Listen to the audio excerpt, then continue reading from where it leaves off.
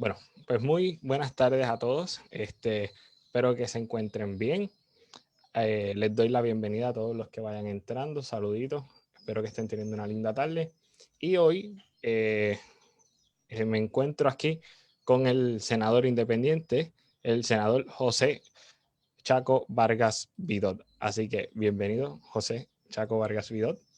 Así estamos, así estamos. Así me siento bienvenido. ¿Cómo estamos? Qué bueno. Listo aquí para la batalla. Muchas gracias, senador. Primero que nada, quiero empezar con un agradecimiento a usted y a su equipo de trabajo, a Laura, que estuvimos en constante comunicación para que esto se fuera posible, y gracias a usted por tener las puertas abiertas y ser un libro abierto para el pueblo, como todos los senadores deben ser, y gracias por estar disponible realmente. De verdad que me agrada muchísimo participar. Créeme que no, yo quisiera estar como, digo, voy a estarlo porque yo siempre hago lo que quiero hacer, pero la verdad es que me encanta participar en esfuerzos de esta naturaleza, porque creo yo que ahí es donde está la verdadera comunicación. Pienso que la comunidad está obligada, siempre lo he pensado, a retomar los medios de comunicación para que sean pertinentes a lo que somos nosotros y nosotras. Cuando los medios tradicionales comerciales nos han traicionado y no sabemos si lo que dicen es la verdad o es lo que le da la gana o lo que no sé qué, pues yo pienso que este medio es el medio más auténtico, más puro, en donde de verdad podemos vincularnos con las realidades que son puntos generadores de reflexión. Así que yo creo que es bien importante que tú sepas que no estoy participando contigo por obligación ni porque me siento presionado por nadie, sino porque genuinamente siento que esto es un medio que debe de respetarse. Toda la gente, los blogueros, los de podcast, saben que yo participo con todo el mundo porque creo que ahí es donde está el pueblo. Muchas gracias, senador. Gracias por tu esfuerzo. No, y así es, nosotros tratamos de llevar esos mensajes que no muchas veces en la prensa regular se llevan, ya que pues nosotros no tenemos, ¿verdad?, esos intereses gigantes pagándonos, y estamos para realmente servirle al pueblo. Yo entiendo eso porque sabes que yo como candidato, cuando fui candidato independiente en las dos elecciones, nunca estuve respaldado por un inversionista político ni por un inversionista comercial.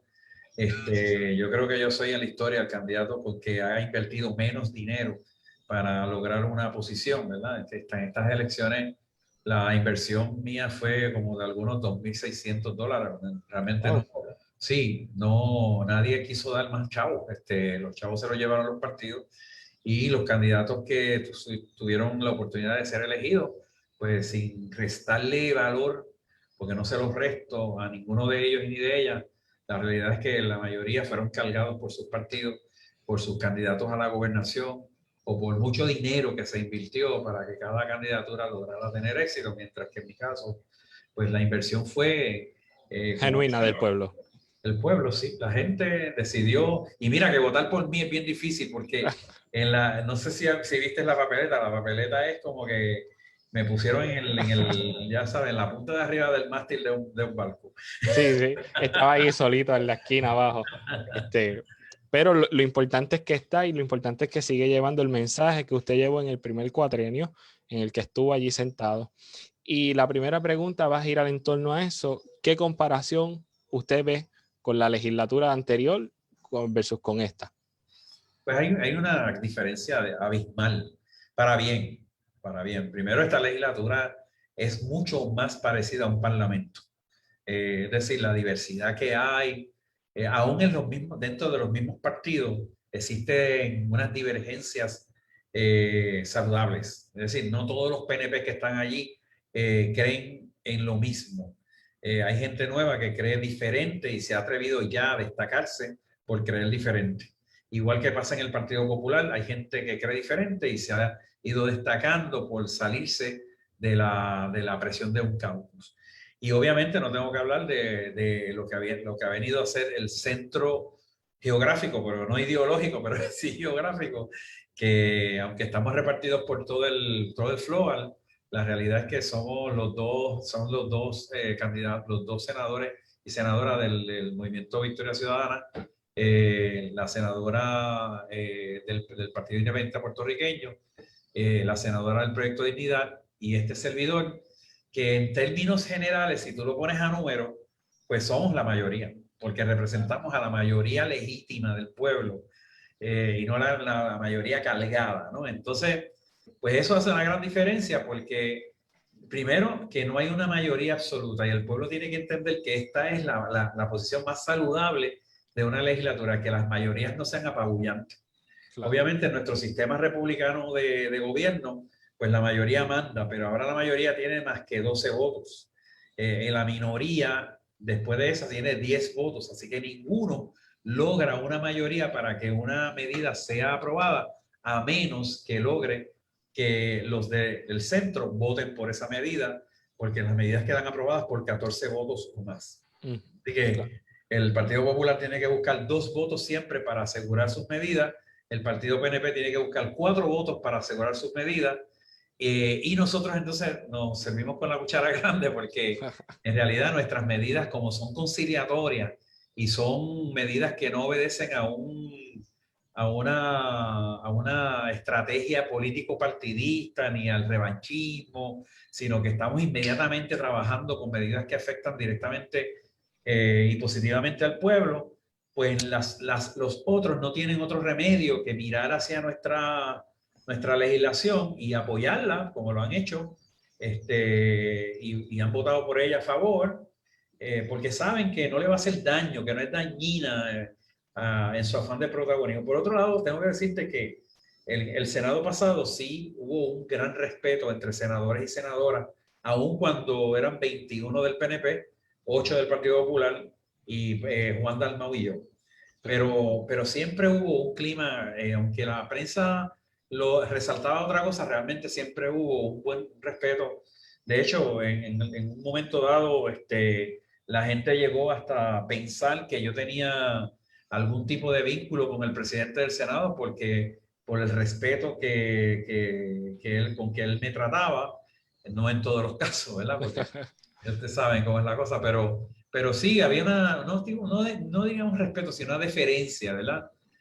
Y hoy en día, pues, el presidente nuevo me respeta muchísimo, tiene deferencia conmigo, me asigna una comisión y la amplía para que sea mucho más contundente y pertinente, ¿verdad?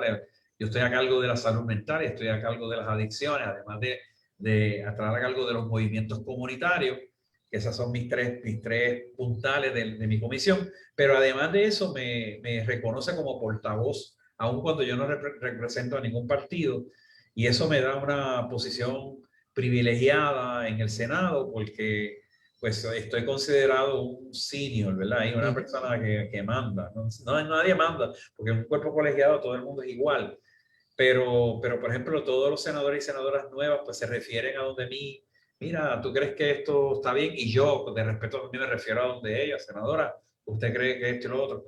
Ahora, hay algo interesante que quiero reaccionar a lo que dijiste al principio en cuanto a la participación o estar más activo. Yo considero que en el cuatrienio pasado, a esta altura, yo tenía muchísima más actividad que ahora. Lo que pasa es que ahora la prensa me cubre.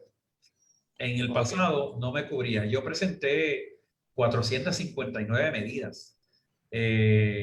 No solamente fue histórica mi elección en el cuatrienio pasado, sino que yo tengo 70 leyes aprobadas entre autoría y coautoría, y eso prácticamente no lo logra una sola persona.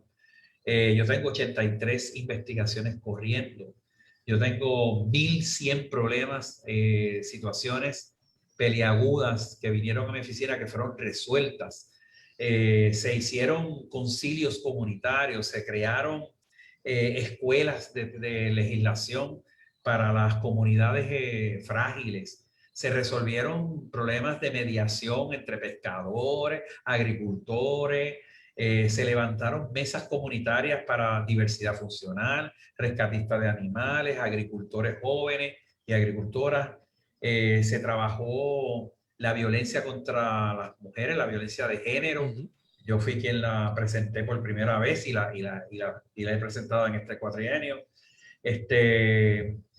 O sea, se presentaron medidas que fueron importantísimas como y que fueron aprobadas como leyes, el aumento de sueldo para los bomberos, el retorno de los dineros de operación del 911, eso es mío, Perfecto. y una cantidad de el poder lograr incluir en condiciones como la hepatitis viral en los formularios de reforma, el lograr que se abran los espacios sin requisitos, sin prerequisitos para los tratamientos de cáncer. Eh, hay cientos y cientos de medidas que sencillamente pasaron desapercibidas para los medios, y yo nada más los trabajaba en mi humilde página, ¿verdad? Pero pues no podía, pero ahora sí he tenido muchísima, ¿cómo se te diría? Muchísima exposición porque tenemos una persona como Laura, Claro. en el equipo de trabajo, que es una joven dinámica, creativa, a quien le tengo muchísimo respeto y todo el mundo aquí le tiene un gran respeto, pero es una periodista de verdad, una persona con un sentido de la juventud, un sentido participativo, un reclamo serio. Así que tenemos un equipo de trabajo brutal, ¿sabes? Realmente, pero esta legislatura, obviamente, yo me destaco porque vengo a ser como una figura de referencia. Segundo, porque yo creo que entonces hemos empezado con proyectos controversiales en reglas y calendario en el pasado no me los pasaba y ahora están en el tintero rápido, para verlos ¿cómo te diría? Con el tiempo necesario, con la prudencia necesaria, para aprobar algo que sea justo y razonable. Perfecto. Y le pregunto, usted muy bien menciona, y ¿verdad? Me disculpo, la prensa, ¿por qué usted piensa que entonces la prensa lo está cubriendo más ahora que en ese entonces? Porque realmente ahí vemos entonces lo que es el control de los medios, que favorecen a quien le conviene. Pues yo siempre he tenido mucho respeto a la prensa porque en realidad a veces uno generaliza y dice prensa y Claro, piensa que es el periodista o la periodista y realmente es la mesa de redacción, es el dueño de los medios quien insiste, ¿verdad? En lo trivial y en lo fútil, y cuando el periodista hace un extraordinario trabajo y se concentra mucho en un buen contenido, pero entonces cuando llega al medio se lo desbarata y quieren pues el nuevo chisme del día o el nuevo, no sé, el nuevo revolú del día, a quién se le arrastra la reputación. Pero hay dos razones. Primero, obviamente, porque tengo a una persona de prensa acá que tiene un buen manejo de poder lograr insertar la noticia en donde se vea. Eso es importante. Antes lo hacíamos nosotros mismos, porque no teníamos, digo, no teníamos ni tenemos los recursos para eso, porque no sé si has visto las listas de los sueldos. sí, Sabes que yo soy el senador que menos gana, y el senador a que menos se le aprueba un presupuesto. Yo tengo que estar rogando las cosas, ¿verdad? Entonces, uno es eso, y yo pienso que entonces ella ha logrado insertarlo en forma muy sagaz, en los lugares en donde debía de escucharse. Posiblemente otra cosa es que hay temas que ya son viejos y que debían de haberse ya concluido, ¿verdad? Y han caído en el síndrome de la inconclusión. Yo siempre he pensado que cada vez que yo paso por una organización por ahí y veo un montón de casas con las varillas en nubes, o sea, como que ujú, empezaron, va a ser la casita, pero nunca terminaron. Así mismo es el país, un país que se ha acostumbrado a la inconclusión, a dejar agendas pendientes, tú sabes, y a dejarlas, porque no les conviene políticamente, políticamente no, sino electoralmente, o porque hay grandes intereses que impiden que las mismas se desarrollen hasta finalizarla, ¿verdad? Y concluirla. Yo, por ejemplo, presenté el cuatrienio pasado una medida, varias medidas importantes que debieron de haber sido resaltadas profundamente. Por ejemplo, yo presenté la medida para hacer viable una revisión de la Constitución, una asamblea constituyente, no de estatus nada más, sino asamblea ujú, constituyente para revisar el documento entero, porque a mí me parece que el documento entero ya no te responde a ti como joven, ya no le responde a nadie.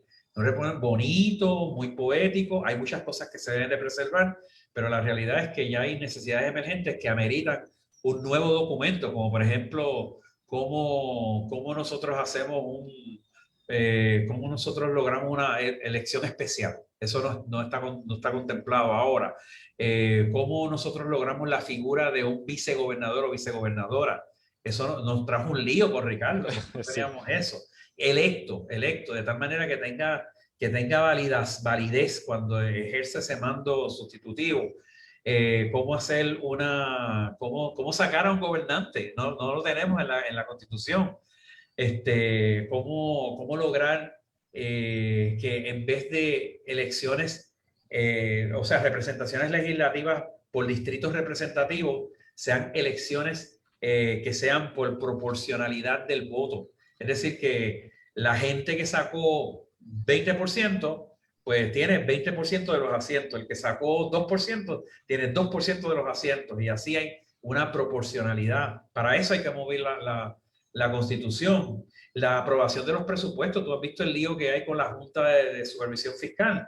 Si aquí nosotros tuviéramos la oportunidad de votar o sea, el país le tuviera que pedir permiso al pueblo para endeudarse, no estaríamos endeudados, porque eso sería un plebiscito, y eso lo hacen en los demás estados. O sea, hay que tomarle. La segunda es que yo presenté medidas para que toda persona que le robe al erario público, ya sea por negligencia crasa o porque justamente metió las manos donde no era, siendo una figura importante, jerárquica, gerencialmente importante en una agencia, como el secretario o la secretaria o personas en ese plano, no solamente vayan presos, sino que tengan que devolver hasta el último centavo de lo que se robaron.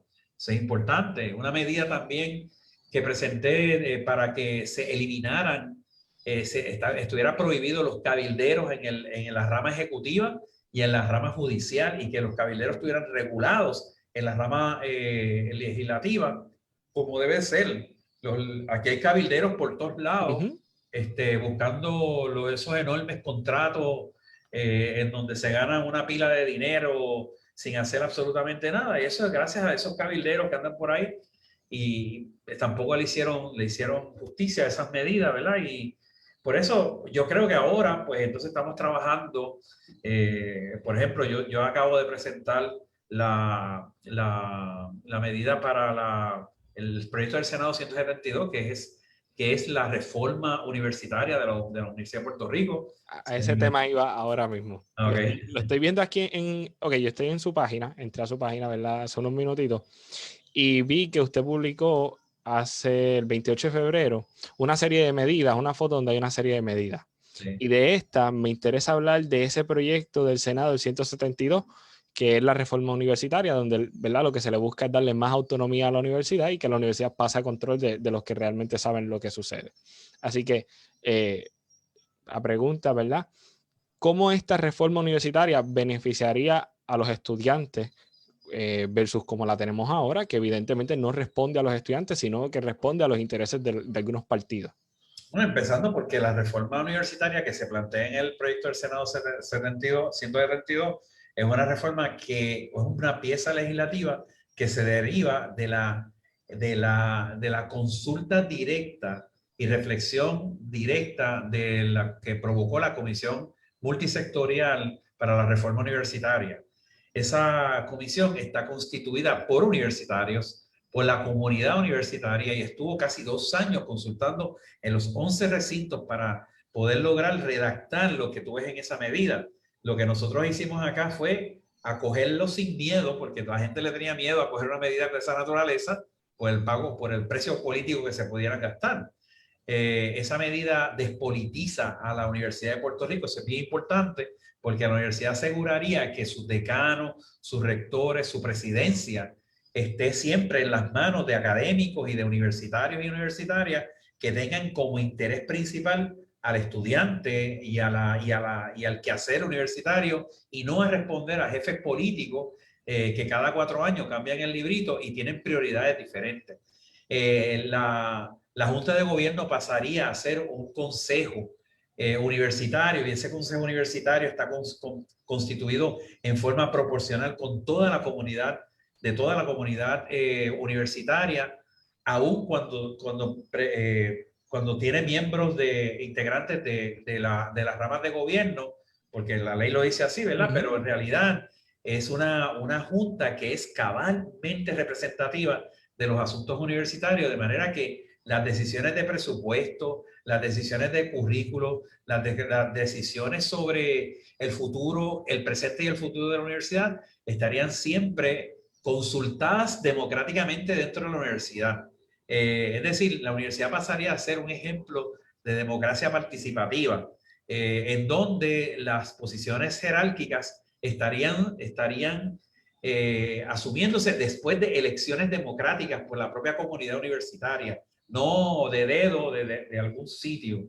Hay una promesa en esa reforma, y es una promesa de auditoría interna intensa, de fiscalización interna intensa, y de reconocer que hay muchísimos de los gastos dentro de la Universidad de Puerto Rico que son gastos que pertenecen a agendas que no son universitarias, y que son sueldazos, y que son contratos, y son cosas que debían de proveerse desde la misma universidad adentro hacia afuera, y no en la universidad convertirse en la piquita de un montón de amigos del alma. Entre otras cosas, la reforma es bien profunda, es bien intensa, nos equipara con las mejores universidades del mundo, le da una solidez académica, lo que quiere decir que el miedo ese a perder la acreditación es todo lo contrario, porque la Junta de Gobierno estaría concentrada en el quehacer universitario, y no en complacer las lealtades irracionales de un politiquito de turno.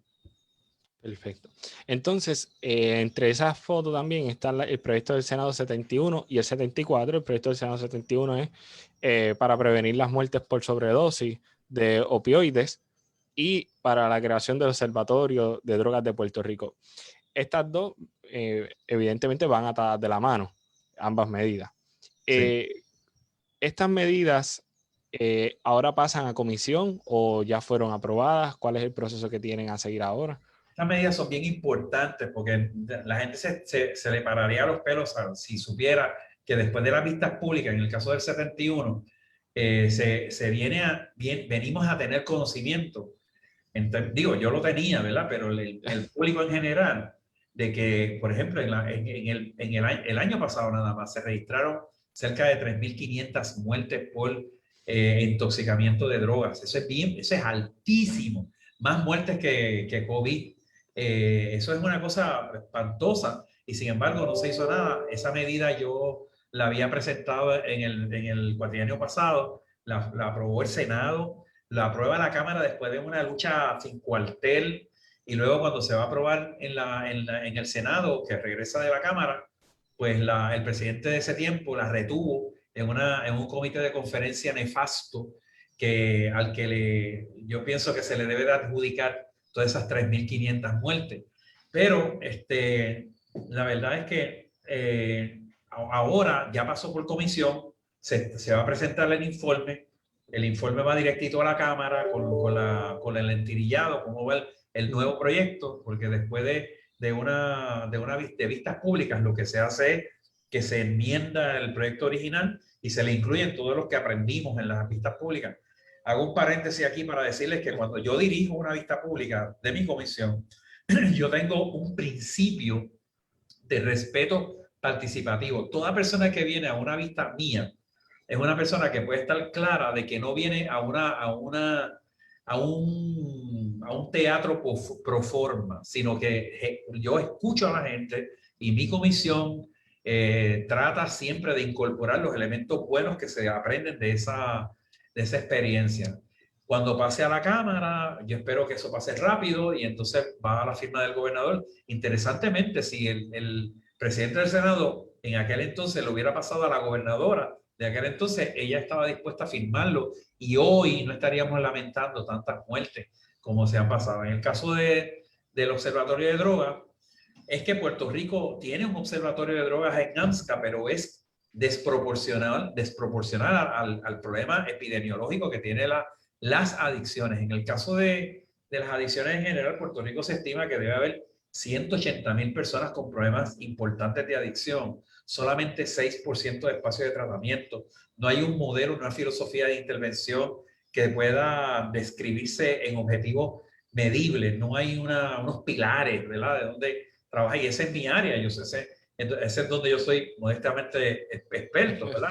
Claro. Y sin embargo, pues lo que yo estoy haciendo con el observatorio es primero levantando una estructura amplia que sea un laboratorio social permanente en donde se pueda lograr establecer tendencias, anticipar brotes, estudiar fenómenos, estudiar conducta, estar continuamente respondiendo a las tendencias de uso, no solamente en drogas, sino en todo lo que adicciona, porque es un observatorio de adicciones, y además nos conectaría con los observatorios del mundo entero, que son instituciones científicas, que ahora mismo la persona que va a representarnos en esas reuniones, que es el doctor Reyes Pulliza, dice que él lo que hace es que se lleva una caja con todos los datos que consigue de todos lados, pero es la única persona allí que vergonzosamente se representa a sí mismo porque no hay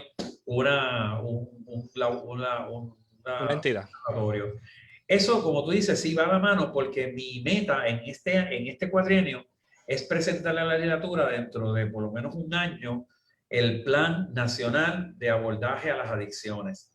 Yo me preparé en el área de adicción en Suiza, y en Suiza es una política, si lo buscas por ahí, se llama la política de los 4 pilares, es la misma política que ha adoptado Canadá, es la política más o menos similar que ha adoptado el País Vasco, que ha adoptado Uruguay, Argentina y todos los países que han tenido éxito en el abordaje a las drogas, sobre todo al uso problemático de drogas, pues que han tenido éxito, tienen estructuras muy definidas en donde la judicatura sabe qué hacer, la policía sabe qué hacer, la parte salubrista sabe qué hacer, la persona, y hay una puerta abierta siempre para tratar, no solamente para tratamiento, sino para prevención primaria, prevención secundaria, prevención terciaria y también para reinserción social productiva.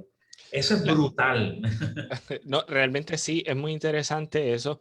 Y mi pregunta va dirigida a eso también porque conozco ¿verdad? Un poquito de esa materia. ¿Por qué en Puerto Rico todavía seguimos tratando a los adictos y a las personas usuarias como criminales y no como un problema de salud como se debe de tratar? Porque realmente ese problema ¿verdad? De seguir criminalizando a estas personas es lo que evita el buen trato hacia esas personas, ya que evidentemente esto no es un crimen, es una enfermedad lo que se tiene.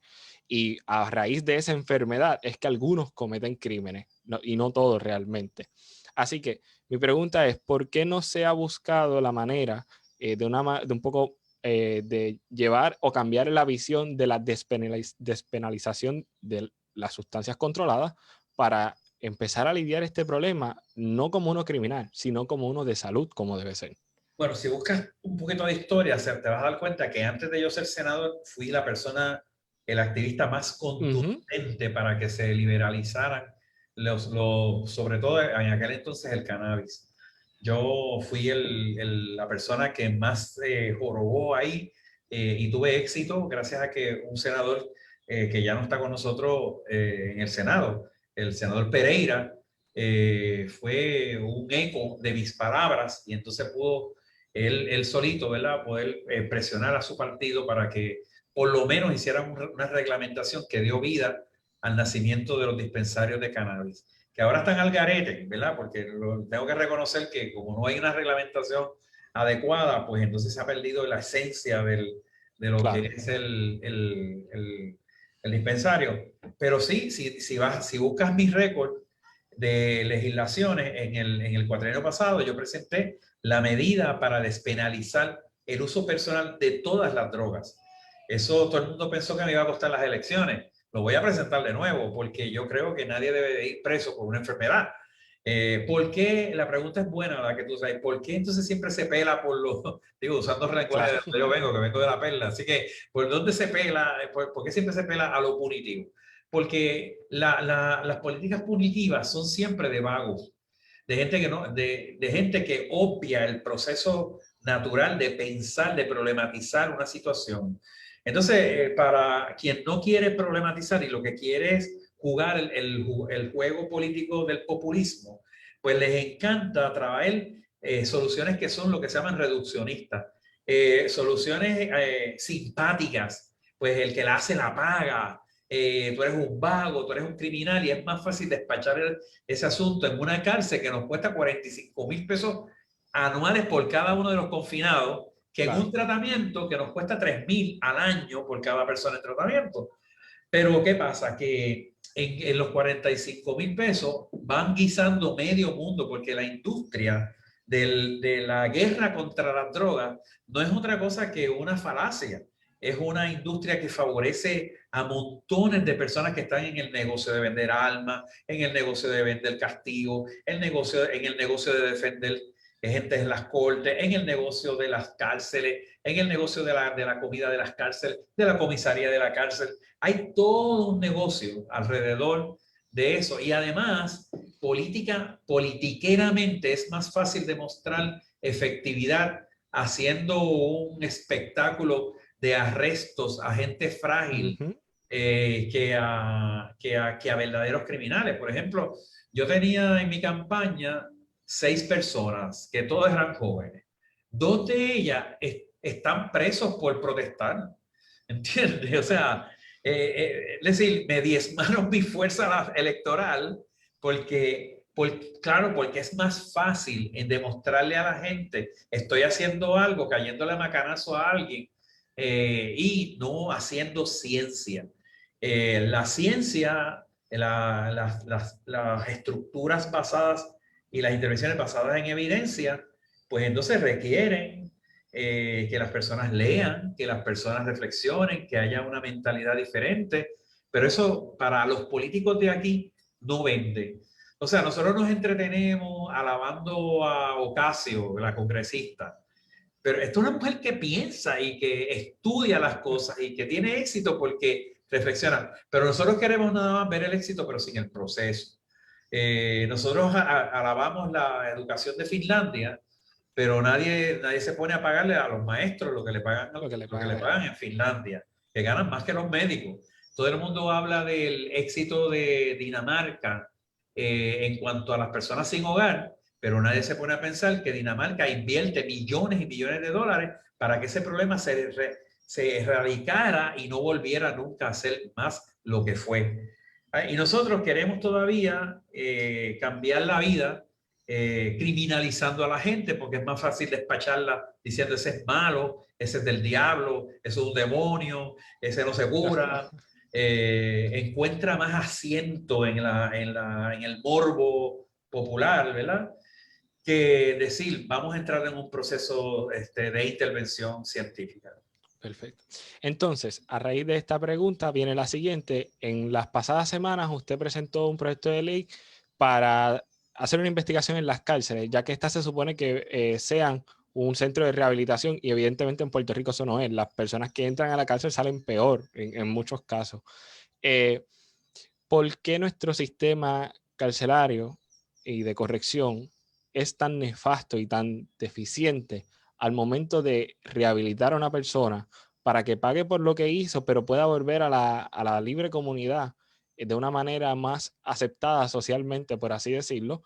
Porque algunos están cumpliendo cárcel por crímenes que cuando tú los analizas no son ni crímenes, como muy bien entendemos lo que es el uso de sustancias controladas. ¿Por qué no se ha buscado la manera, y sé que usted sí ha buscado la manera y ha presentado legislación en este ámbito, de reestructurar nuestro sistema carcelario de corrección y ¿verdad? Buscar una vía para la verdadera rehabilitación de estas personas? Bueno, hay varias razones. Primero, que el sistema correccional nunca ha recibido una verdadera reforma. En realidad, nos hemos conformado al hecho de que como es una población aislada, pues mira, a mí no me molesta, porque mientras estén encerrados allí y mientras yo vea las paredes inmensas, cerradas, y que alguien está aislado en esa burbuja, pues a mí no me molesta. Pero por otro lado, la Constitución, el deber rehabilitador, sorpresa para mucha gente, O sea, es un derecho concedido y un deber y una responsabilidad del Estado reconocida constitucionalmente a rehabilitar y corregir. Es decir, el departamento es un fraude de arriba abajo porque ni rehabilita ni corrige. Exacto. El encerramiento nunca ha sido un disuasivo importante para el cambio de conducta criminal o delictivo. Primero, el 80% de las personas que están en nuestras cárceles están allí por lo que se llama un crimen o un delito no violento. Quiere decir que debieron de haber estado en hospitales, debieron de haber estado en centros de rehabilitación, debieron de haber estado en psicólogos, en consejería, en miles de cosas o en empleo, pero no en la cárcel. Segundo, que la realidad es que a mí me interesa saber cuáles son los esfuerzos, si alguno, que tienen que ver con una verdadera estructura, que me diga a mí, llegaste el día primero a esta cárcel y de ahí en adelante el currículo para que tú tengas una experiencia rehabilitadora va en estas fases, y a tal año nosotros esperamos que el outcome, ¿verdad? Sea este. Y se demuestre que tú esto y lo otro, pero sin embargo, la actividad de psicólogos y psicólogas en las cárceles es increíblemente limitada. La actividad de trabajo social en las cárceles fundamentalmente está relacionada con su vinculación y enlaces con el mundo exterior y su familia, o con los delitos en sí, y no con la psiquis, y no con los elementos internos y externos que resultan ser importantes y pertinentes al delito en particular. En la cárcel no tiene un sistema generalizado de educación o reeducación. No está concebido como un proceso rehabilitador, es un encerramiento y ya al ocio puro. Entonces yo quiero que aunque eso es obvio y es evidente, porque hay gente que le molesta tanta investigación, pues sí. ¿Por qué? Porque para yo poder atacar un problema tengo que conocerlo y tengo que certificarlo y documentarlo para yo entonces poner mis metas dirigidas a exactamente lo que es el problema. Por otro lado, yo no me he desquedado ahí. Para la gente que piensa que me he quedado en la investigación, por ejemplo, yo he presentado el proyecto del Senado, el proyecto del Senado dirigido a que los antecedentes penales de una persona que cumple cabalmente su condena no lo persiga por todos los años que lo persigue. Una vez que mi proyecto lo que dice es que una vez que la persona culmina su sentencia, así como lo dictó el pueblo, entonces ya cumplió con el pueblo y por lo tanto no tiene por qué seguir cargando un lastre social por 5 años o más que le va a llevar nuevamente a delinquir. Para que tengan la gente una idea, cuál es el efecto de ese certificado de antecedentes penales que persigue a una persona rehabilitada. Pues mira, es que una persona que entra a nuestras cárceles una vez va a entrar 7 veces más. Y esa reincidencia es intolerable. O sea, no debemos de pensar ni siquiera que una vez más. Pero así pasa porque el Estado les cierra las puertas a la gente, les convoca a que salgan, pero cuando salen les cierran las puertas del progreso, ¿no?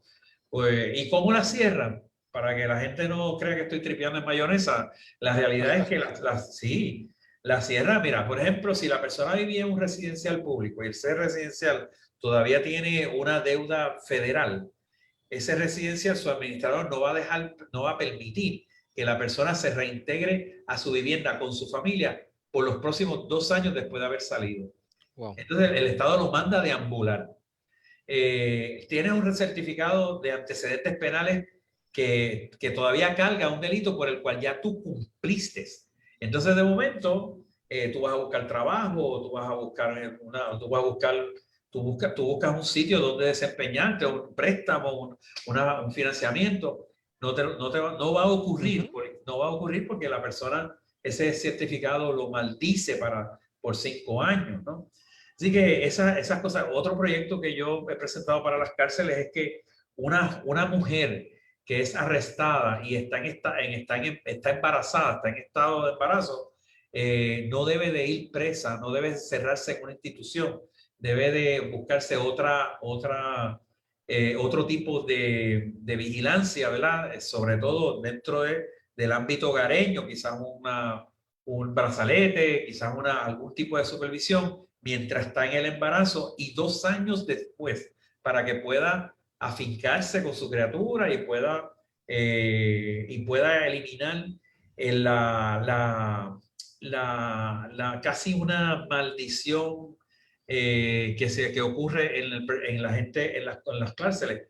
No sé si sabes que 48% de las personas que están confinadas han venido de padres confinados. De manera que si yo logro, ¿verdad?, que eso se rompa, pues entonces estoy logrando que el país pues, tenga un progreso. Exacto. O sea, ¿no? Realmente es algo, ¿verdad?, que las estadísticas no mienten, y si es así, pues me parece perfecto ese proyecto de ley que usted ha presentado. Y para, ¿verdad?, en el día de hoy, en la vista, usted mencionó, y de hecho se aprobó a viva voz, para que en un plazo de 10 días se nombren a una persona para unas licencias ¿verdad? Me corrige, es que realmente fue tanto lo que pasó en esa vista de hoy, que, pero sabe a lo que me refiero, así que le voy a dejar el espacio abierto para que Pero usted lo lo que pasa exprese es mejor. que yo soy profesor de la universidad. Fui profesor residente durante 6 años de la Universidad de Puerto Rico en Calley. Fui profesor de 6 años de la Escuela de Farmacia en el recinto de Ciencias Médicas, la Universidad de Puerto Rico.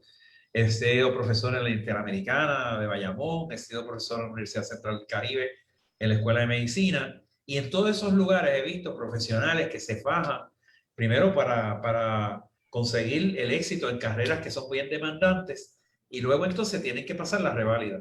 ¿Qué pasa? Que las juntas que firman esa reválida, el gobernador tiene que firmar esa reválida, pero las juntas tienen que certificar que esas personas cabalmente cumplieron con los requisitos. Ciertamente los cumplieron, pero las juntas están descabezadas. La mayoría de las juntas les faltan los integrantes necesarios para que por ley puedan funcionar con quórum.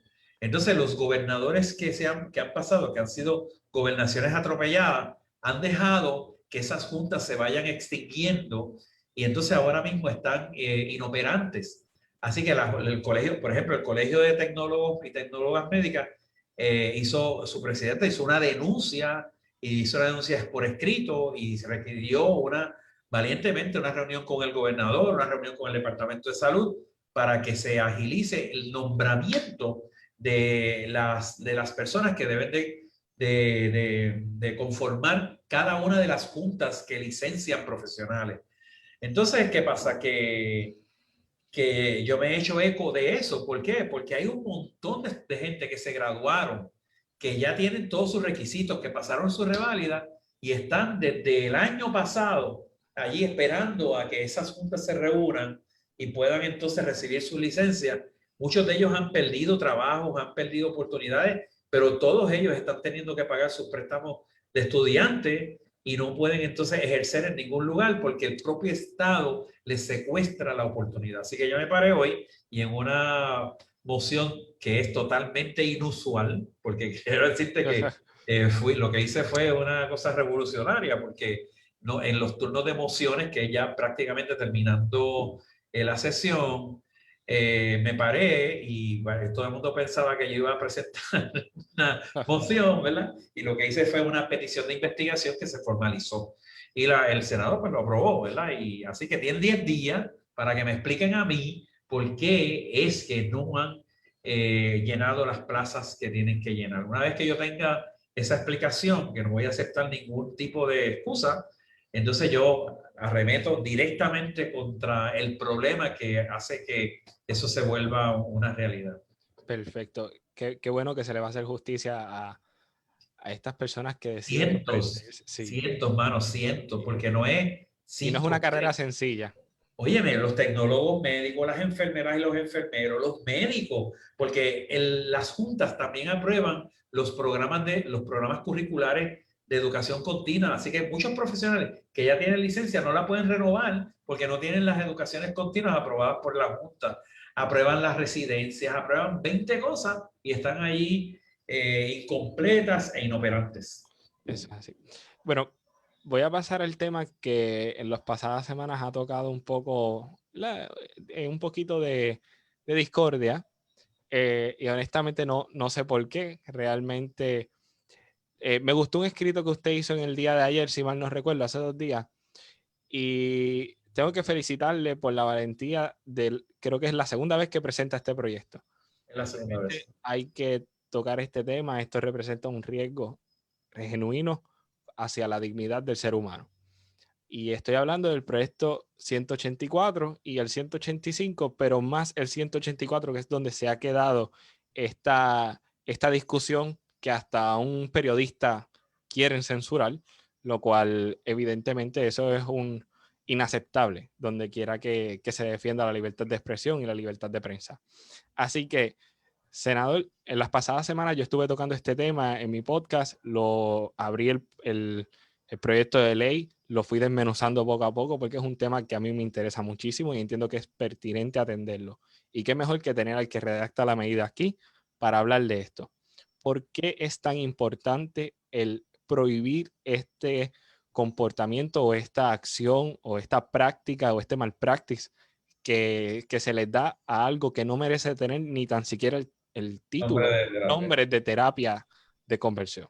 Quiero decirte que a mí me da hasta trabajo muchas veces referirme al tema porque tengo que decir terapia cuando yo sé a conciencia que ni lo es, que es un disparate, que las mismas personas inclusive que lo promovieron en el pasado se han arrepentido de eso, ¿verdad? Así que, pues mira, es bien importante hay que entender las cosas en un contexto, en forma contextual. Es decir, aquí hay que usar un tipo de hermenéutica, ¿verdad? Un texto fuera de contexto es nada más que un pretexto. Así que vamos a ver cuál es el contexto en donde se da esto. En realidad, y yo coincido 100% contigo, me parece que la dignidad humana es inviolable y no debe ser negociable en nada. Tenemos que preservar la dignidad. Y yo creo que en realidad la dignidad en este caso es que la ausencia de dignidad de quienes antagonizan contra esta medida es precisamente que no reconocen ninguna diversidad de género ni ninguna orientación de nada que no sea que no sea pensar en la homosexualidad, en el lesbianismo, en el transgénero, en cualquier otra presentación del ser humano como tal, que no la ven como otra cosa que no sea una enfermedad. Lo ven como un vicio, lo ven como una atrocidad, lo ven como un pecado, lo ven como y lo ven de esa manera y mirándolo así empiezan a atrofiar la relación de ser humano de prójimo a prójimo porque lo que media es el prejuicio, el mito, el estigma que se vuelve justificación para poder lograr articular el discurso de odio y de rechazo que usualmente va detrás de todo eso.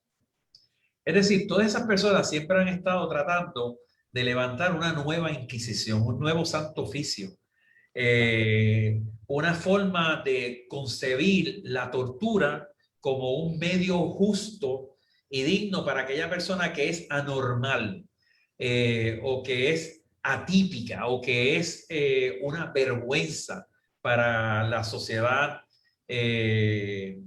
heterosexual, ¿no? Así que Claro. esa es la parte de adultos. Eso en mi medida, en el pasado, aunque fue rechazada por el Senado en aquel entonces, la realidad es que el gobierno de turno increíblemente lo acogió y entonces que la Junta Examinadora de Psicólogos emitió como Junta Examinadora una declaración que se volvió una orden ejecutiva. Es decir, que declaró las llamadas terapias de conversión como un disparate, como no es ciencia, y las prohibió. No es ciencia. Ok, pero entonces vamos a ver el contexto. El contexto es que 60%, nada más vamos a coger un indicador, el 60% de los abuelos hoy en día, sobre todo los que están debajo del nivel de pobreza están criando nietos. Ya la familia no se configura como tal, porque nosotros estamos trabajando en un país que, aunque no nos demos cuenta, en los últimos 10 años ha estado sufriendo una recesión continua y crónica que ha llevado a que demográficamente y económicamente se despegue hacia áreas que no se esperaban. Por ejemplo, en los últimos 10 años se han ido casi 300.000 personas del país, dejando a las personas más frágiles, que son viejos, criando a las personas más frágiles, que son los menores. Entonces, lo que quiere decir es que ya ese alegato, ¿verdad? De que yo tengo que preservar la familia. autoridad, ¿verdad? Sí, porque lo que va a determinar, lo que yo voy a determinar por mis hijos o mis hijas, la realidad es que no siempre es así. El Departamento de las Familias tiene cerca de 50.000 niños bajo su custodia y niñas. Es decir, nosotros estamos trabajando algo en donde se ven unas deficiencias inmensas que se manifiestan en la descontinuación de lo que podría ser una familia lineal. Así que quiere decir que yo tengo un hijo o una hija y yo no sé si voy a terminar criando. Y a lo mejor yo tengo una idea clara de que yo jamás pondría a mi hijo o a mi hija a exponerse a una tortura como la terapia de conversión. Pero, ¿y si yo me muero? ¿Y si a mí me pasa algo? ¿Y si yo me tengo que ir? ¿Quién asume la responsabilidad de que eso no pase? Claro. ¿Entiendes? Entonces, ya yo estoy haciendo un freno social que evite. Pero entonces están los padres y las madres. Pues las padres y las madres de momento van a ser influenciados por alguien que le dice, mira, tu hijo se ve como medio extraño. Así que yo te diría que para que no sea la vergüenza de la iglesia o para que no sea la vergüenza de la familia o para que no sé qué, está medio turbado, así que vamos a ponerle unas terapias que yo sé que se están dando y que logran llevarlo nuevamente hacia lo que es un machito o una nenita, ¿sabes? Entonces, ¿qué pasa? Ahí esa presión de grupo social es una realidad y esa presión sobre todo se agrava cuando la persona pertenece a un grupo en donde la moralidad está definida en forma cerrada y monolítica, donde la moralidad está definida en términos de la heterosexualidad, el patriarcado y el machismo.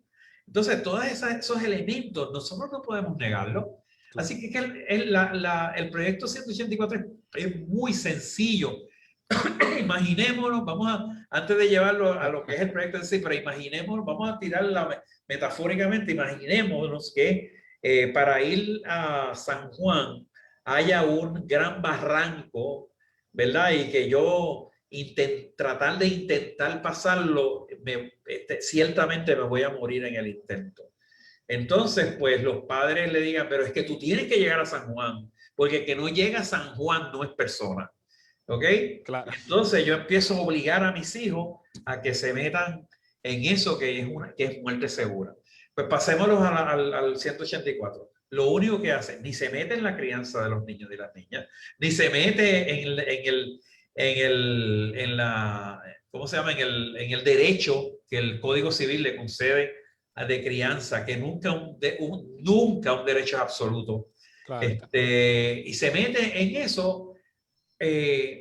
¿Para qué? Para ayudar a los padres y a las madres, a las tías, a los tíos, a los abuelos, a las abuelas y a la sociedad en general, a que jamás nadie se atreva a atentar contra la salud emocional de un menor, llevándole a algo que mundialmente está reconocido como una tortura y que mundialmente hay miles y miles de testimonios que hablan de las secuelas permanentes de haber sido sometido o sometida a una pseudoterapia que implica la pérdida inclusive de la dignidad de esa persona. Entonces, yo no creo que eso sea una cosa complicada ni atente contra Dios, ni siquiera contra el diablo. En realidad, yo pienso que lo que estamos haciendo es diciéndole a los padres, oye, de la misma manera que está prohibido, tú le des una carga de palo a tu hijo, porque eso es maltrato. de la misma manera que está prohibido que tú lo dejes desnutrido, porque ese es maltrato, de la misma manera que está prohibido que tú no lo lleves a la escuela, ¿ok? Porque eso es maltrato. De la misma manera que está prohibido que tú lo avergüences y lo... Pues mira, también está prohibido que tú le sometas en algún momento que se te ocurra a una tortura llamada terapia de conversión. Senador, el que busca información de este tema se percata que a nivel mundial han ocurrido tragedias, como niños que llegan a estas terapias y no vuelven, porque son utilizadas para el trato para la trata humana, donde someten a niños a electroshock, donde los someten a veces hasta castración química. O sea, por qué es tan difícil ver lo que realmente promueven este tipo de terapias de conversión, que no es nada más y nada menos que algo que nos debe conductas casi hasta medievales? O sea, porque someter a alguien a un proceso de electroshock, eso es algo que tú verías en los tiempos de antes, que te torturan. Son totalmente medievales. En realidad, lo que se evidencia en esos tratamientos es el odio que tiene la persona que está articulando la medida. O sea, en realidad es una forma disfrazada de castigo porque tú no eres que, igual. que perdone que lo interrumpa. Otra cosa es que no mucha gente conoce que estas terapias de conversión también perpetúan lo que es la pedofilia y el abuso de menores, porque se han dado casos en países donde en su momento las ha usado. O sea, realmente esto es un tema muy serio y no, ¿verdad? Yo no entiendo cómo hay personas que no pueden expandir su mente y la visión de su concepción de lo que es el mundo, o lo que entienden lo que es lo correcto o lo incorrecto, y miran un poco más allá, que no se trata solamente de eso, sino de lo que se trata es de velar por la seguridad y la salud emocional y física. Mira, a mí me llama muchísimo la atención como padre que soy. Yo no puedo concebir, bueno, porque yo puedo concebir la divergencia. Yo puedo entender, porque estoy en un parlamento y hace mucho tiempo yo aprendí a tolerar las diferencias y a problematizar los asuntos de una forma razonable y prudente. Pero no puedo concebir el hecho de que alguien se oponga a que yo le esté frenando la posibilidad de que su hijo o su hija lo maltraten. Lo que pasa es que en este caso, en particular, el 184 dice: cualquier persona, sobre todo padres y madres, que sea quien instigue y quien lleve a ese niño, a esa niña, a esa tortura, va a ser culpado de maltrato, y es que es un maltrato. Es decir, mira, tú hablas de esos ejemplos, hay unos más sutiles. La gente envía a sus niños y sus niñas a un bootcamp, pero carísimo, y los manda a Estados Unidos o los manda a algún campo secreto en Puerto Rico, porque eso lo sabemos, y ahí para que sea un machito, ¿sabes? Y ahí los maltratan, les hacen sentir que no sirven, que no, si, mientras son como son. Entonces les obligan a vivir una vida de miseria que al fin y al cabo va a tener unas repercusiones permanentes en su vida, porque al fin y al cabo, Cristian, ya saben, al final la persona es lo que es y punto. Entonces, yo creo que también la persona que se opone a esto se está oponiendo a El la progreso realidad. como sociedad. Bueno, sí, a eso, pero a la realidad de que cada ser humano es único e irrepetible. O sea, yo no tengo derecho sobre mis hijos. Yo no soy dueño de mis hijos, yo no tengo una titularidad sobre ellos. Los que todavía creen en eso están viviendo en la época cavernícola. Yo creo que aquí debemos de colectivizar las relaciones. Y yo no estoy diciéndole a la gente cómo tiene que criar. Yo lo que le estoy diciendo a la gente: oye, yo te estoy cuidando para que tus niños y tus niñas, seas tú o sea cualquier otra persona, jamás se exponga a una situación que le va a cicatrizar sus emociones, que le va a dañar permanentemente, que ni siquiera espiritualmente le va a servir. Porque muchísimas personas en las iglesias que los envían a esto terminan siendo ateos, terminan siendo rebeldes contra la propia religión que los instiga. Yo no entiendo, pero se ha levantado, hermano, una cruzada que han puesto mi vida en peligro, porque yo he recibido amenazas, pero Wow. amenazas, desde las amenazas de te tenemos en la lista y no vas a salir más nunca. Así me dijo el mismo comisionado electoral del proyecto Dignidad. Wow. Y sé que que las dos legisladoras se han ido a los sitios en una intervención de miedo. Cuando tú tienes que defender un asunto con miedo, provocando miedo, es que quien tiene una ideología no somos nosotros, son ellos, porque es la ideología de la supresión de la libertad humana, es la ideología de aplastar la dignidad, es la ideología de llenarle vergüenza y culpa. Tú te preguntas por qué las cárceles son respuesta a todos los problemas sociales en Puerto Rico, porque venimos de una mentalidad en donde, como dicen los americanos, no pain, no gain. O sea, si a ti no te duele algo, entonces tú no te lo ganas. Y la única razón, Cristian, que hay detrás de este servidor, bueno, hoy me escribieron esas personas y me dijeron que quién estaba financiando mi oficina.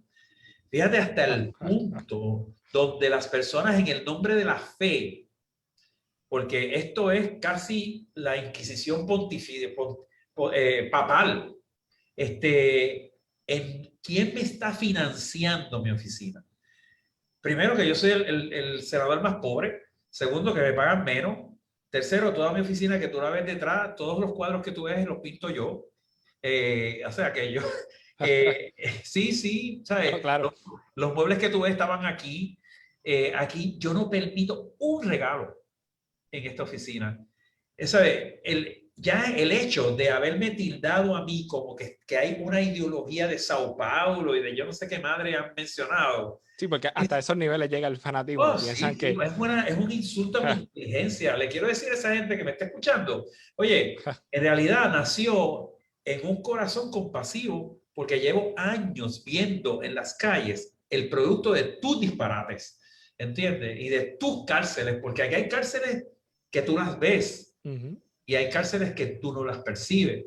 Son las cárceles de la conciencia, las cárceles de las emociones, las cárceles de los sentimientos, las cárceles de la libertad. Y no puede ser. De hecho, yo acabo de lograr una medida, no sé si la viste en la sesión pasada, el proyecto del Senado 175, donde se le concede una emancipación especial a los jóvenes de 18 años que son parte de una junta Sí, lo vi, de las cooperativas. las cooperativas. Eso es revolucionario. ¿Dónde están esas personas que tanto me tiran para estar a favor de medidas de esa naturaleza? ¿Dónde están esas personas para trabajar por las 25,000 personas que están en las calles viviendo a la intemperie? ¿Dónde están esas personas, para la gente que tiene problemas, uso problemático de droga? ¿Dónde están esas personas cuando se habla de que en las últimas 2 décadas la infancia en Puerto Rico, la niñez en Puerto Rico ha presentado un índice de pobreza de 51%? ¿Dónde están? ¿Dónde está esa voz de alerta, de atalaya, frente a problemas que genuinamente desafían el alma, desafían el espíritu?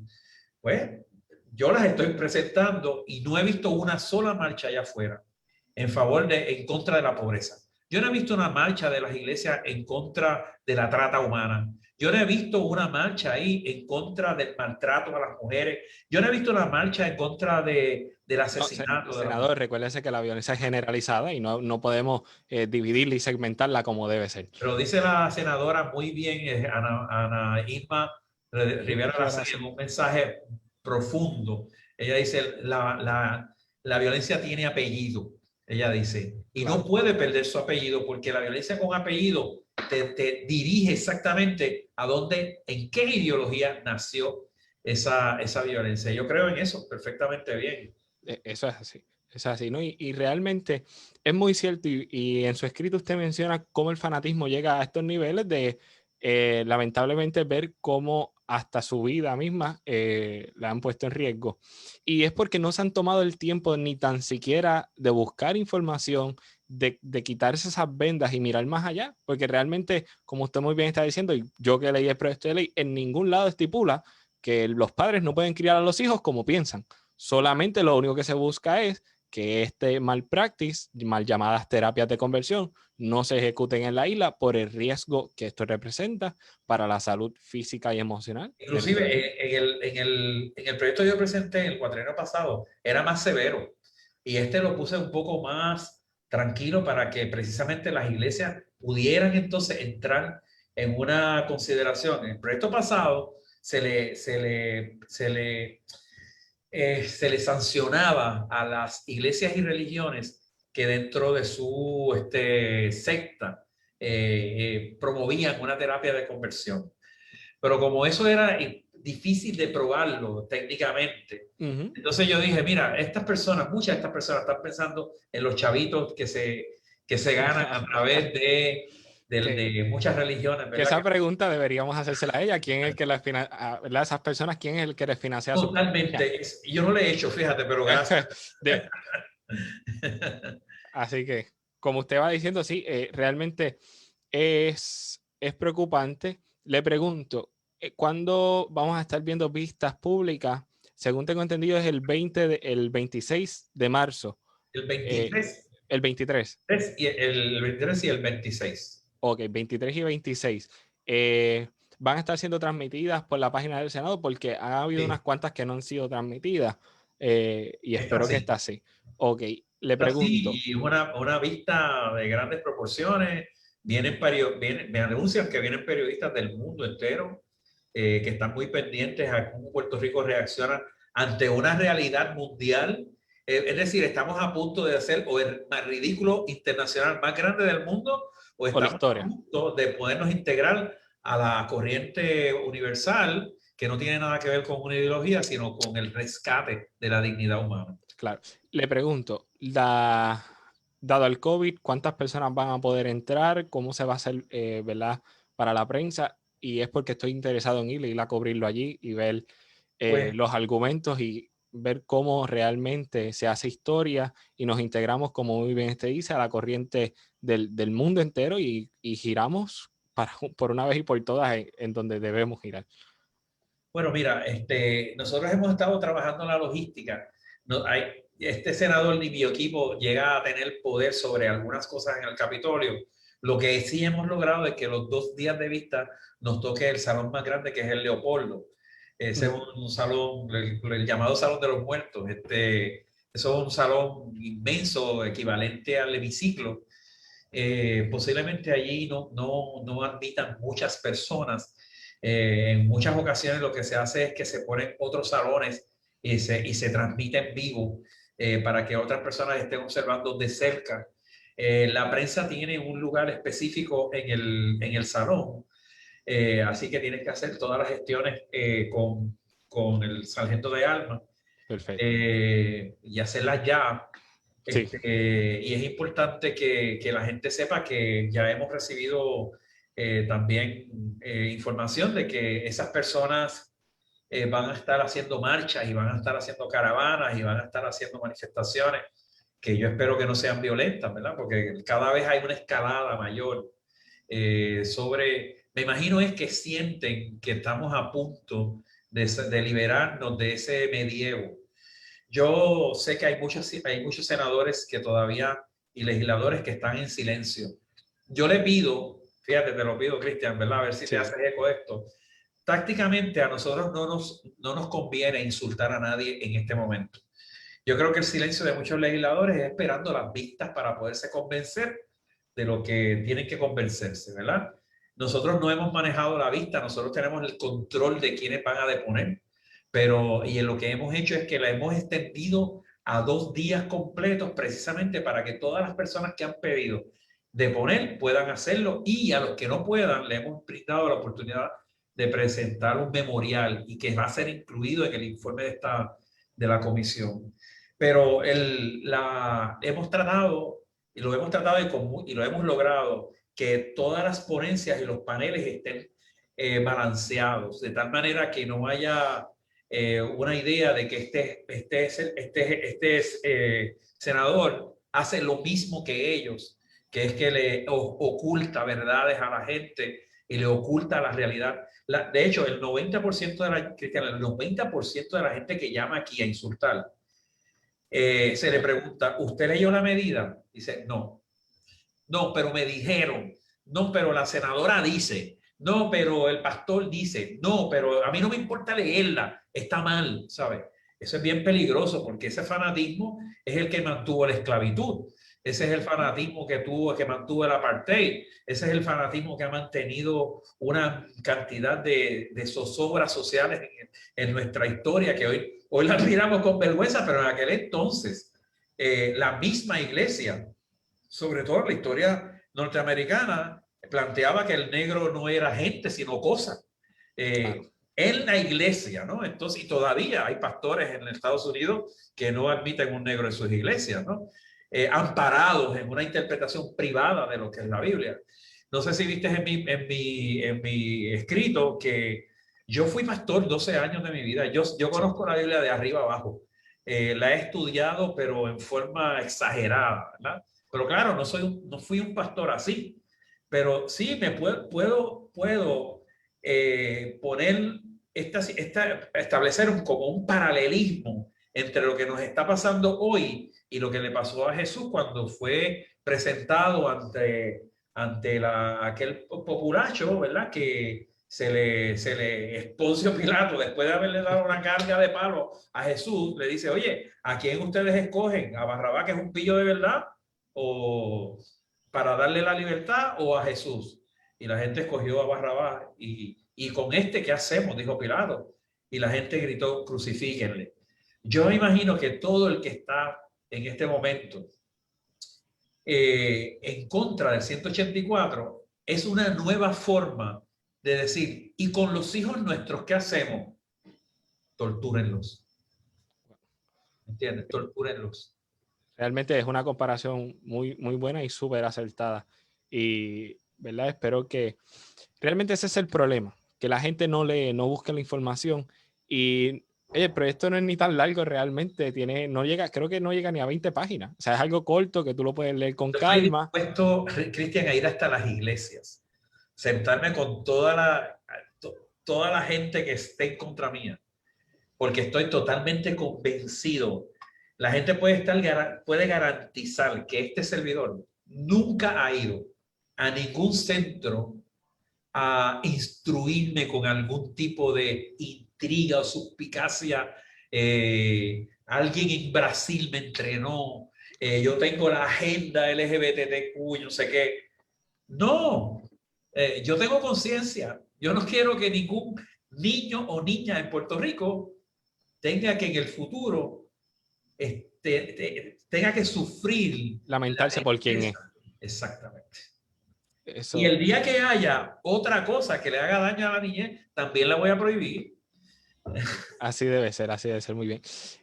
No sé si tienen un poquito más tiempo para hablar del proyecto 185. De ese no he tenido mucho tiempo para leerlo, se lo admito, así que no sé qué tanto tiempo No te voy tengamos. a dejar a pie, Cristian, así ¿No? que Bueno, pues el proyecto 185 lo que busca es declarar un estado de emergencia, si mal no recuerdo, por lo que es la violencia de género, que la hemos visto cómo ha estado rampante a través de la pandemia, ya que se está reflejando o está saliendo a la luz lo que los psicólogos y expertos de la salud mental decían, que Puerto Rico tenía una crisis de salud emocional gigantesca, pero la gente pensaba que no, porque como todo el mundo iba a la playa, disfrutaba, se reían, pues la gente pensaba que no era así.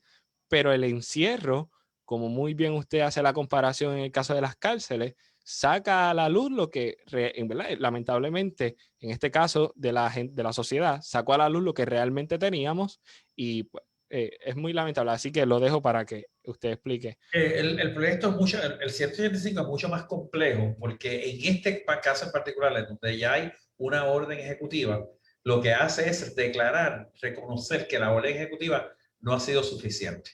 Primero, porque tiene unos vicios importantes. Primero, no toca la educación. Segundo, es una orden ejecutiva que tiene ejecución cuando la persona ya está muerta. Es decir, que eso no cabe en ninguna mente prudente.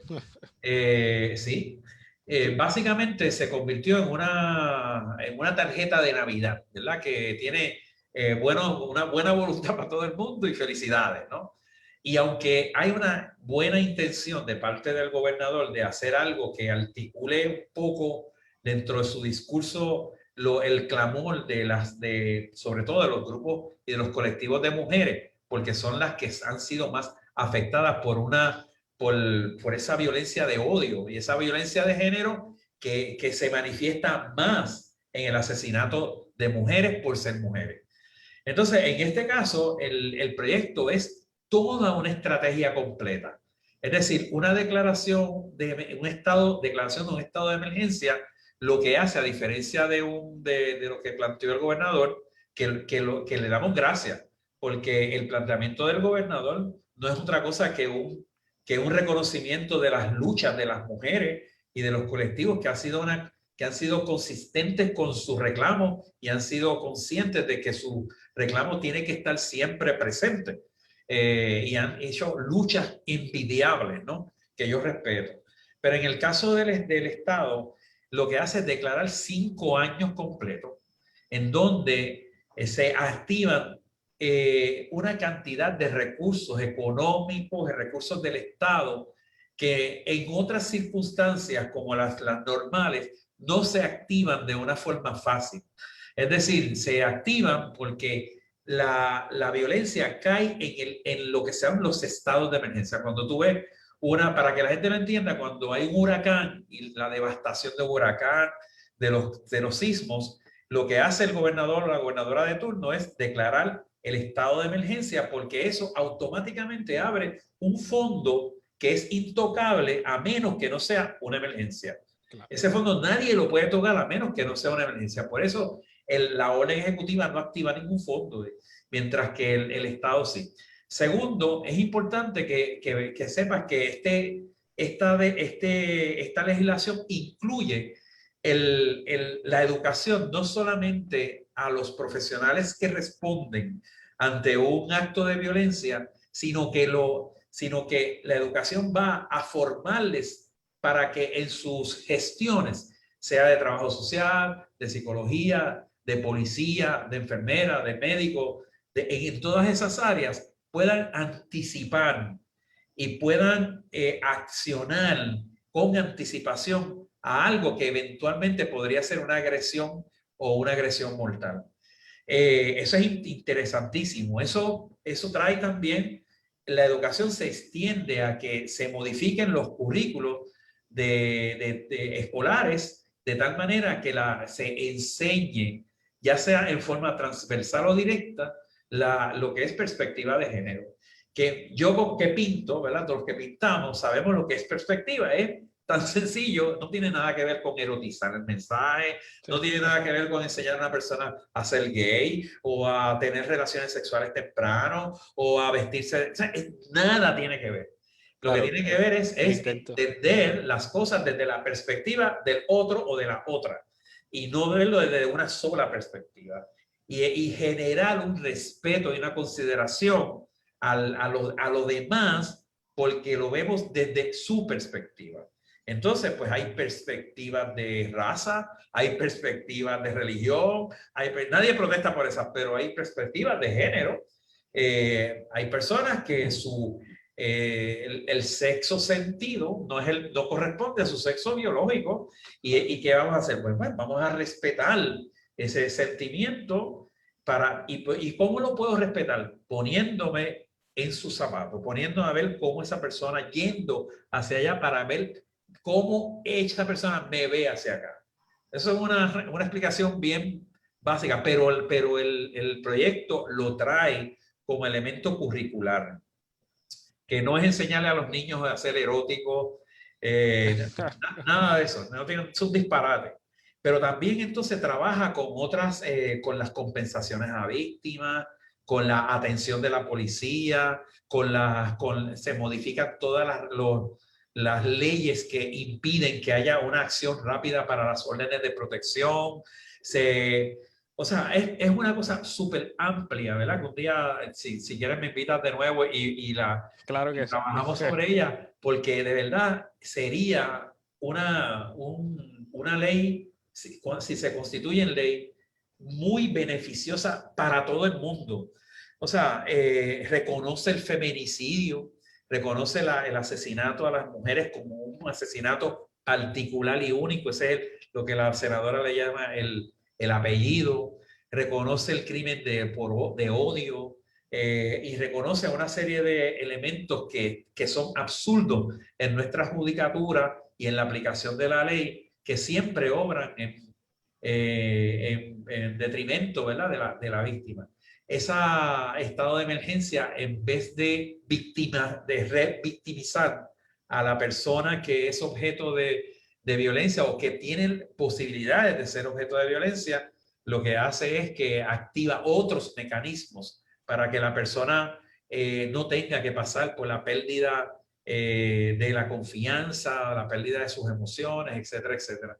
Es bella, ¿sabes? No es... Y además, una cosa bien interesante, Cristian, es que yo no la escribí.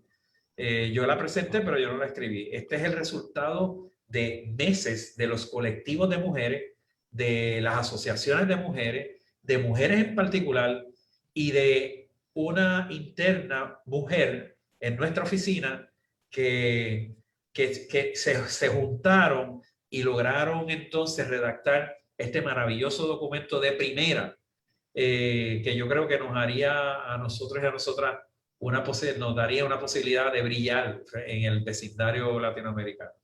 Perfecto. Bueno, senador, yo creo que hoy cubrimos, ¿verdad? Cubrimos más temas de los que tenía pensado.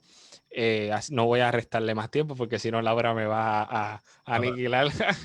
Así que nada, lo voy dejando. Le agradezco mucho, ¿verdad?, por su disponibilidad. Le agradezco a Laura por decir siempre que sí, por estar ahí al pendiente. Y más que nada, le agradezco por la transparencia y llevar el mensaje correcto. Y pues, para eso estamos, para llevar el mensaje. Las Gracias. puertas de este espacio siempre están abiertas para usted. Así que le agradezco una y mil veces nuevamente. Y nada, esperemos que se vuelva a repetir porque sé que hay muchos otros temas que sé que usted puede aportar muchísimo porque los conoce de rabo a cabo. Así que espero volver a tenerlo. Me encanta haber estado contigo, de verdad, te deseo todo el éxito del mundo. No te quites de esto que estás No. haciendo. Me parece importante que gente valiente como tú mantenga unos foros. Yo me he sentido súper bien, de verdad que me he sentido que no ha pasado ni el tiempo. Los que me conocen, sabes que si lees cómo yo escribo, sabes que yo no adulo a nadie. Yo reconozco a la gente que merece ser reconocida y a los que merecen ser señalados, yo los señalo.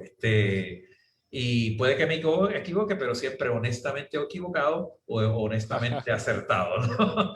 Así que de verdad lo disfruté muchísimo y de verdad gracias, porque hace falta que la gente, o sea, yo creo que tú has demostrado algo, y perdona que tome un poquito de tiempo, pero en Puerto Rico tenemos que salir de esta idea de que debemos ser dueños de la respuesta. Debemos ser dueños de la pregunta. Eso nos va a hacer libre de este colonialismo que nos tiene arrodillados. Perfecto, de verdad que muchas gracias y pues aquí estamos siempre a la orden. Gracias. Así que nada, hasta aquí termina la entrevista de hoy. Así que muchas gracias nuevamente, gracias a los que se Gracias. conectaron y espero que la hayan disfrutado igual que como yo la disfruté y el senador pues evidentemente también entre lo que pudimos. De verdad que sí. Así Nos que vemos entonces. Cuídense. muchas gracias, se cuida.